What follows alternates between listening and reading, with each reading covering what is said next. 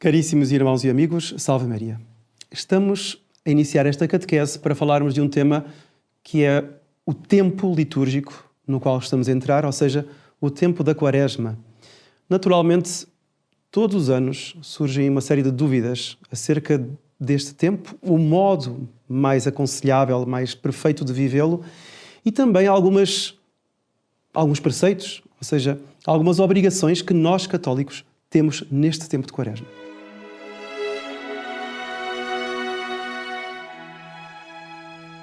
Bom, a primeira coisa que salta à vista e salta-nos à mente é a pergunta: porquê Quaresma?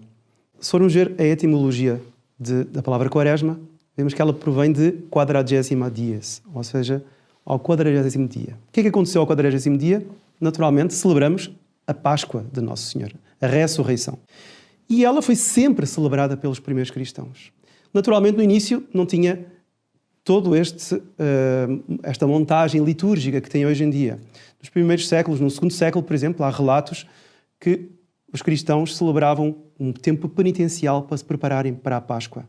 Eram 2-3 dias em que eles jejuavam, faziam penitências. Porquê? Porque, naturalmente, Nosso Senhor diz nos Evangelhos: mas podem os amigos do noivo jejuar enquanto estão com o noivo?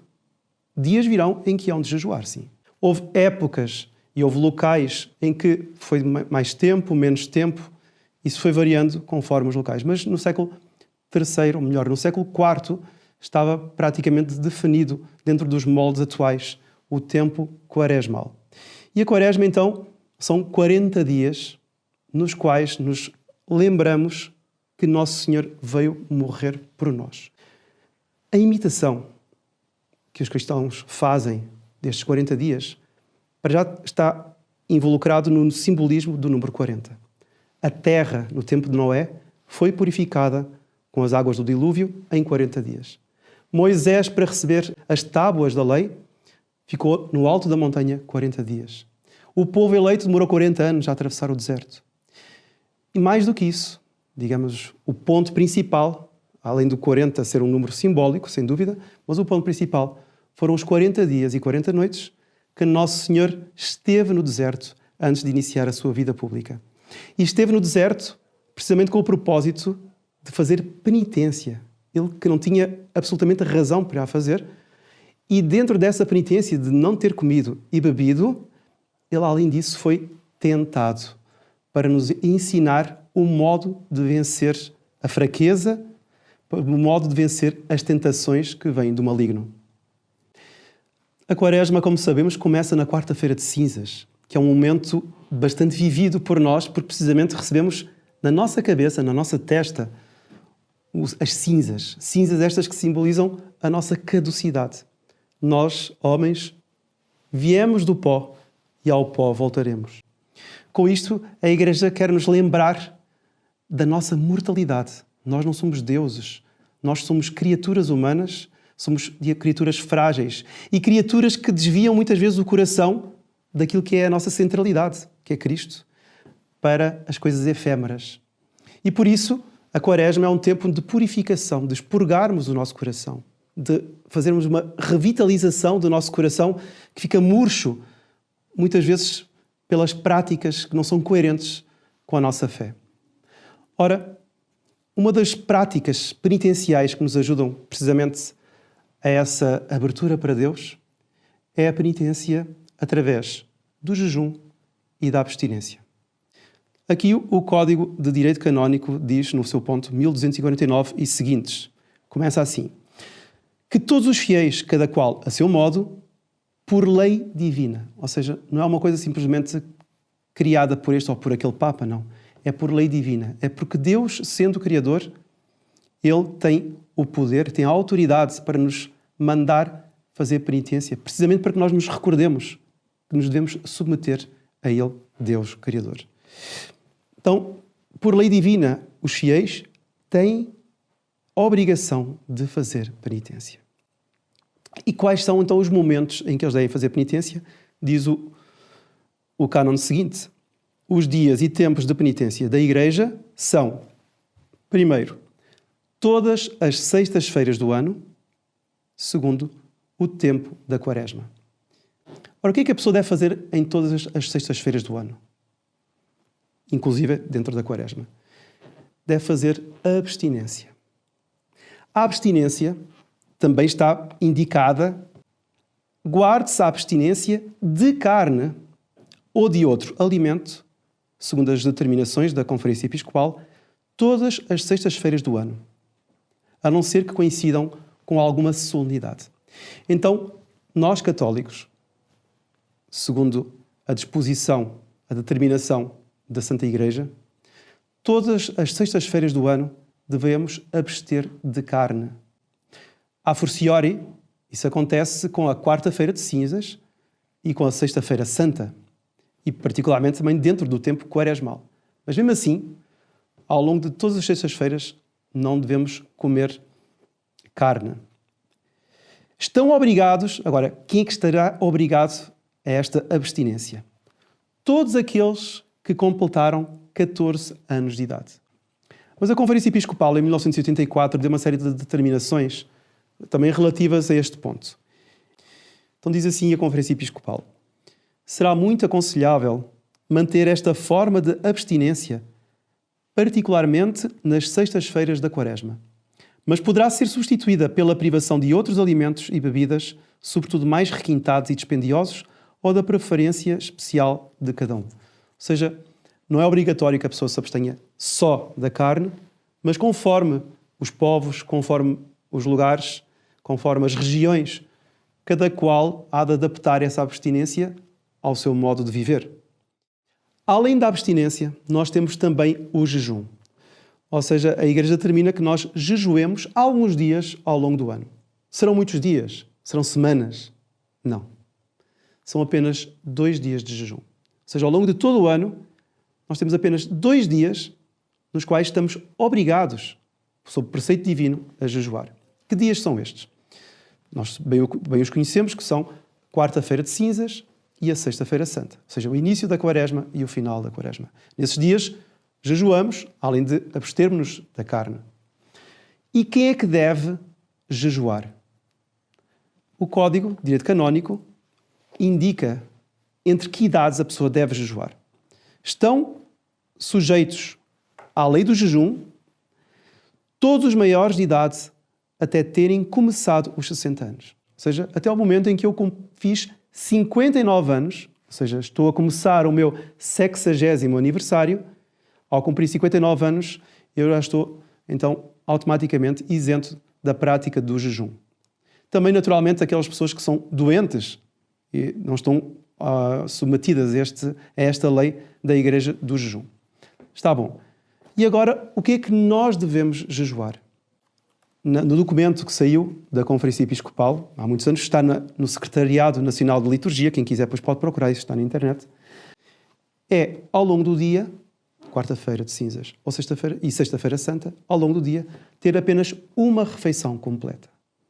Normalmente, a refeição completa é o almoço. Por razões evidentes, porque a pessoa, à meio do dia, come, alimenta-se bem e depois o resto do dia faz penitência. E o que é que a pessoa deve fazer então no almoço? Comer normalmente. Comer um prato normal, um prato sem se empaturrar, mas apenas até ficar satisfeita, como faz, enfim, naturalmente, todos os dias. As outras 2 refeições devem ser apenas lanchinhos, ou seja, apenas para enganar a fome, por assim dizer. Depois, almoçar normalmente e à noite comer muito pouco. Muitas vezes apenas um prato de sopa. Se a pessoa já comer um prato de sopa à noite, que ela procure comer menos. O ideal, como estava estipulado antigamente, é que a pessoa comesse à noite apenas um quarto daquilo que ela está habituada a comer. Ou seja, vemos que é propriamente uma penitência. A pessoa ficará com fome. Mas é precisamente isso que a Igreja convida, que a pessoa faça nesse dia concreto, nesses 2 dias, um ato penitencial. Ou seja, ela vai ficar com fome durante esse dia, ela oferecerá esses sacrifícios em união com o sacrifício que Nosso Senhor fez, não só 2 dias, mas ao longo de 40 dias no deserto.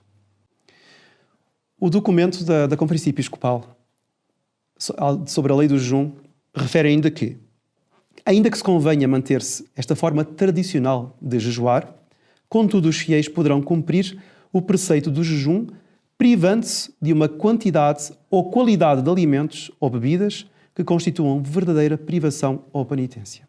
Quer dizer, eu dei agora os aspectos práticos do pequeno almoço e do jantar nos dias de jejum, mas a pessoa, se não tiver capacidade, possibilidade de jejuar desta forma, o importante é ela ter o espírito da penitência. Ou seja, que ela se prive de alimentos, comidas ou bebidas que lhe deem propriamente esse contexto penitencial que é o contexto claro e, enfim, para o qual nos chama o tempo da Quaresma e, sobretudo, estes 2 dias fortes que são quarta-feira de cinzas e sexta-feira santa. Então, este é o modo correto de nós vivermos a nossa Quaresma.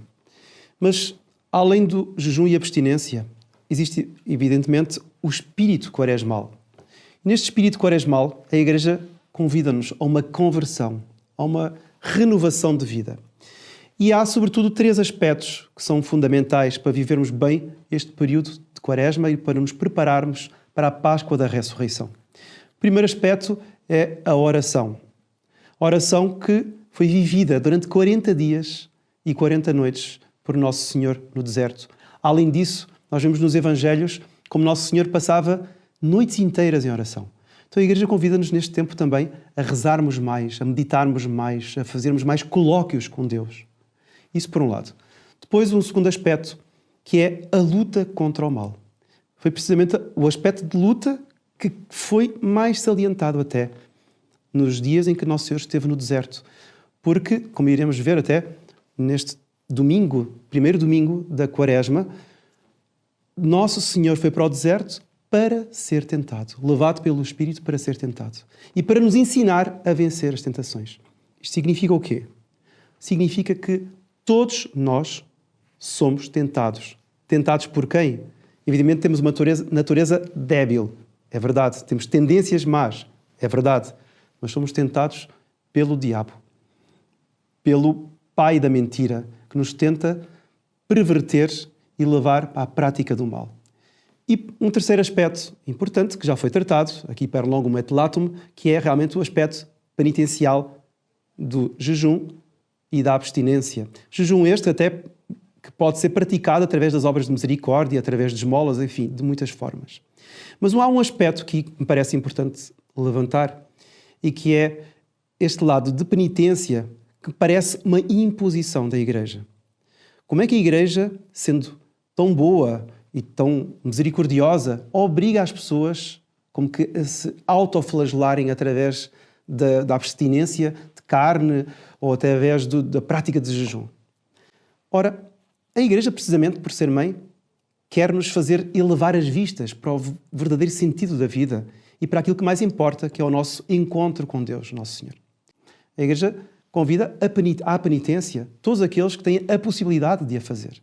Se uma pessoa tiver latente, por exemplo, uma mãe, ela realmente não é obrigada a fazer a penitência. Uma pessoa que esteja doente também não é obrigada a fazer penitência.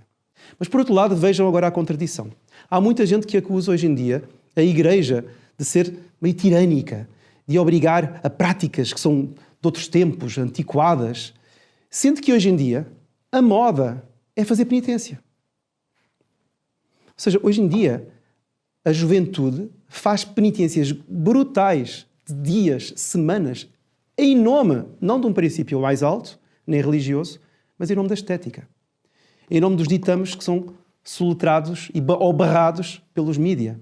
E há até, às vezes, pessoas jovens que morrem por praticarem de tal modo, digamos, essa moda, em nome da estética, em nome de princípios, enfim, de padrões modernos, que acabam, inclusive, por fazerem um mal enorme à sua saúde e, porventura, viria a morrer com o extremo da anorexia ou de algumas outras doenças congêneres.